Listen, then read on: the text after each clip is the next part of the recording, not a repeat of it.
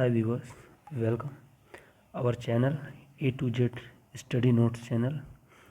आज हम इस पे डिस्कस करेंगे साइंस के कुछ MCQs क्वेश्चन जो इम्पोर्टेंट है हम लोग के आने वाले कंपटीशन एग्ज़ाम में, जैसे UPSC, SSC, व्यापम और भी इम्पोर्टेंट हैं एग्ज़ामों के लिए हेल्पफुल हो सकते हैं। फ्रेंड्स, साइंस के कुछ MCQs क्वेश्चंस हैं।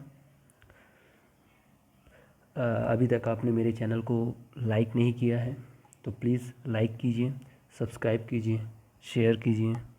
प्लीज़ अपना सपोर्ट बनाए रखिए और सपोर्ट कीजिए। Thank you friends.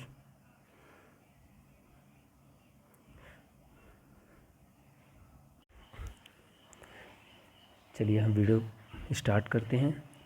उसमें पहला क्वेश्चन लेते हैं। बहुत अधिक ऊंचाई पर मनुष्य की लाल रुधिर कणिकाओं, किसके चार ऑप्शन हैं। पहला ऑप्शन है रुधिर कणिकाओं का आकार बढ़ जाता है। दूसरा ऑप्शन है रुधिर कणिकाओं की संख्या बढ़ जाती है। तीसरा ऑप्शन है रुधिर कणिकाओं का आकार छोटा हो जाता है।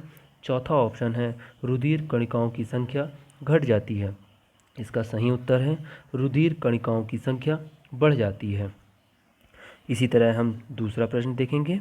आधुनिक चर्म शोधन उद्योगों में ऐसी कौन सी भारी धातु पाई जाती है जो विषैली होती है। इसके चार ऑप्शन हैं। पहला है निकेल, दूसरा है जस्ता, तीसरा है क्रोमियम, चौथा है सीसा। इसका सही उत्तर है क्रोमियम। हम अगला प्रश्न देखते हैं।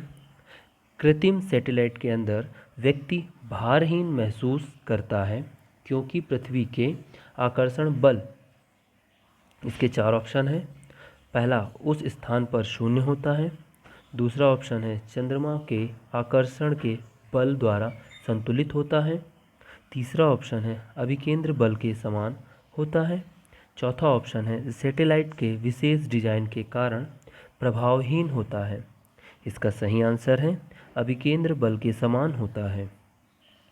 उसी तरह हम अगला प्रश्न देखेंगे। आधुनिक शक्तिशाली चुंबक किससे बनते हैं। इसके भी चार ऑप्शन हैं। पहला है लौह यौगिकों से, दूसरा ऑप्शन है लौह चुंबकीय पदार्थों से, तीसरा ऑप्शन है एल्युमिनियम, कोबाल्ट एवं निकेल की मिश्र धातुओं से, चौथा ऑप्शन है लौह, कोबाल्ट एवं निकेल की मिश्र धातुओं से। इसका सही उत्तर है एल्युमिनियम, कोबाल्ट एवं निकेल की मिश्र धातुओं से। अगला प्रश्न देखते हैं। निम्नलिखित में से कौन सी घटना सबसे पहले घटित थी। इसके भी चार ऑप्शन हैं। पहला है अल्बर्ट आइंस्टीन के सामान्य अपेक्षिकता सिद्धांत प्रस्तुत किया। दूसरा है मैक्सवेल प्लांक के क्वांटम सिद्धांत का प्रतिपादन किया। तीसरा है मार्कोनी ने प्रथम बेतार सिग्नल भेजा। चौथा ऑप्शन है मैडम क्यूरी प्रथम महिला नोबेल पुरस्कार विजेता बनी। इसका सही उत्तर है मार्कोनी ने प्रथम बेतार सिग्नल भेजा। उसी तरह हम अगला प्रश्न देखते हैं। फोटोग्राफी में मुख्य रंग कौन से होते हैं। इसके चार ऑप्शन हैं। पहला है लाल, नीला, पीला। दूसरा है लाल, पीला, हरा। तीसरा ऑप्शन है लाल, नीला, हरा। चौथा ऑप्शन है नीला, पीला, हरा। इसका सही आंसर है लाल, नीला, हरा। अगला प्रश्न देखेंगे। रेडियो एक्टिवता की परिघटना की खोज की थी। इसके भी चार ऑप्शन हैं। पहला है मैडम क्यूरी ने, दूसरा है जे थॉमस ने, तीसरा ऑप्शन है रोएंटजन ने, चौथा ऑप्शन है बेकेरल ने। इसका सही आंसर है बेकेरल ने। अगला प्रश्न देखेंगे। निम्न में से कौन सी गैस उच्चतम ऊष्मीय मान रखती है। इसके चार ऑप्शन हैं। पहला है प्राकृतिक गैस, दूसरा है भाप अंगार गैस, तीसरा है कोयला गैस, चौथा है इंडेन गैस। इसका सही आंसर है प्राकृतिक गैस। इसी तरह हम अगला प्रश्न देखेंगे। इनसेट सेकंड ई कहाँ से प्रमोचित किया गया? इसके भी चार ऑप्शन हैं। पहला है बीकानेर से, दूसरा है कौरू से, तीसरा है श्रीहरिकोटा से, चौथा है चांदीपुर से। इसका सही आंसर है कौरू से। उसी तरह हम अगला प्रश्न देखेंगे। नीचे दिए ईंधन में किसमें सर्वाधिक ऊष्मीमान है? इसका भी चार ऑप्शन है। पहला है कोक, दूसरा है पत्थर का कोयला, तीसरा है लकड़ी, चौथा है प्राकृतिक गैस। इसका सही आंसर है प्राकृतिक गैस।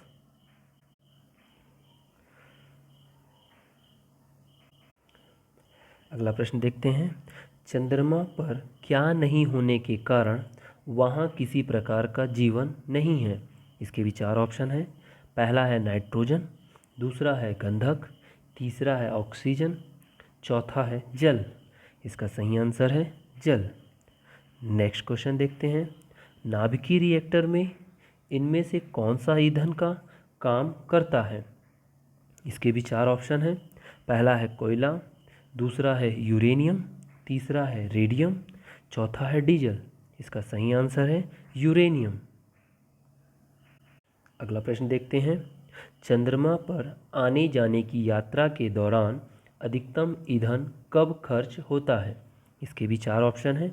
पहला है उड़ान भरने के समय पृथ्वी के गुरुत्व को पार करने में, दूसरा है चंद्रमा पर उतरने पर चंद्रमा के गुरुत्व को पार करने में, तीसरा ऑप्शन है चंद्रमा में उड़ान भरने का चंद्रमा के गुरुत्व को पार करने में, चौथा ऑप्शन है पृथ्वी पर पुनः प्रवेश करने और हल्का हल्का उतरने का पृथ्वी के गुरुत्व को पार करने में।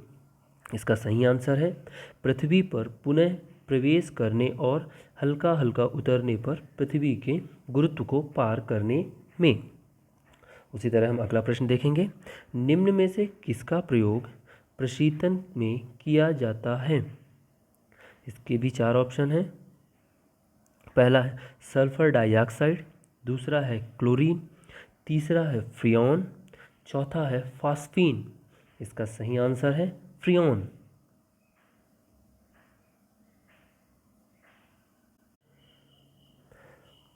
अगला प्रश्न देखेंगे। सितंबर 2004 में इसरो द्वारा प्रवर्तित इंडूसेट से क्या सुविधा उपलब्ध है?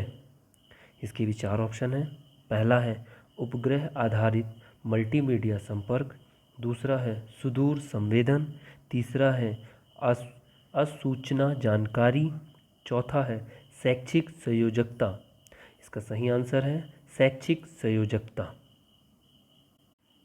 अगला प्रश्न देखेंगे।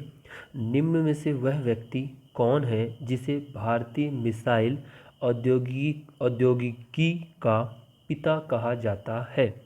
इसके चार ऑप्शन हैं।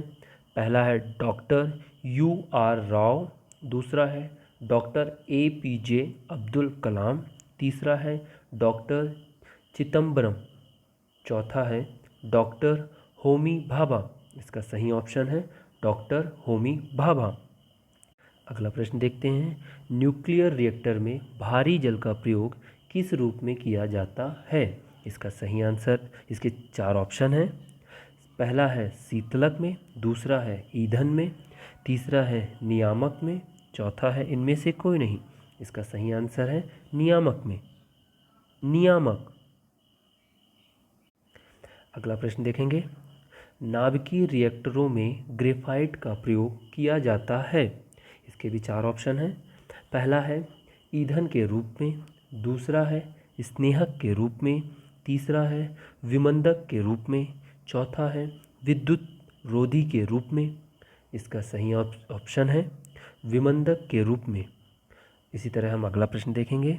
शीशे से संचयन वाले सेल में किस अम्ल का प्रयोग होता है? इसके भी चार ऑप्शन हैं। पहला है फास्फोरिक एसिड, दूसरा है हाइड्रोक्लोरिक एसिड, तीसरा है नाइट्रिक एसिड, चौथा है सल्फ्यूरिक एसिड। इसका सही आंसर है सल्फ्यूरिक एसिड। अगला प्रश्न देखेंगे। परमाणु शक्ति संयंत्र किस सिद्धांत पर कार्य करता है? इसके भी 4 ऑप्शन हैं। पहला है विखंडन में, दूसरा है संलयन में, तीसरा है तापीय दहन, चौथा है इनमें से कोई नहीं। इसका सही आंसर है विखंडन। Thank you friends.